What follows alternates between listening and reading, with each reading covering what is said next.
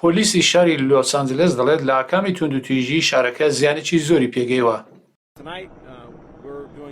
ئێستا کە کاتژمێر 40 خولەکی شەوە وەک پۆلیس لە دۆخێکی باش داین، بەڵام زیانێکی ئێژگار زۆرمان پێکەوتووە و ناوەندەکانی کار و پیشە زیانی زۆریان پێگەیون لە دەمێکدا لەگەڵ پەتای کۆڕۆنا بربەرەکانی دەکەین. دەزانم هەریەکێ 1300 کەس لە ژنان و پیاوانمان هەن کە بەشی ئاگرکوژاندنەوەش دەگرنەوە و لەلایەن بەشی چەسپاندنی هەرێم ژمارەکەیان زیادکراوە و ئێستا پاسەوانی نیشتیمانی وەک پارێزەران لێرن کە ئارامی جێگیر بکەن، لێرن بۆ ئەوەی دۆخەکە ئاسایی بکەینەوە و مسۆگەری بکەین کە بەهرەمەند بوون لە دیموکراسی هەر درێژەی هەبێت.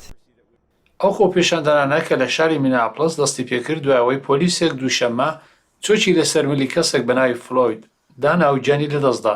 لەو دەمەوە خۆپێشاندانەکان لە گەلێک شارەکانی ئەمریکادا بەردەوامە. لەوە تا پێنجشەممەوە لە 16 شاری ئەمریکا 1300 کەس گیراون کە 500 کەسیان هی شاری لۆس ئانجلسە.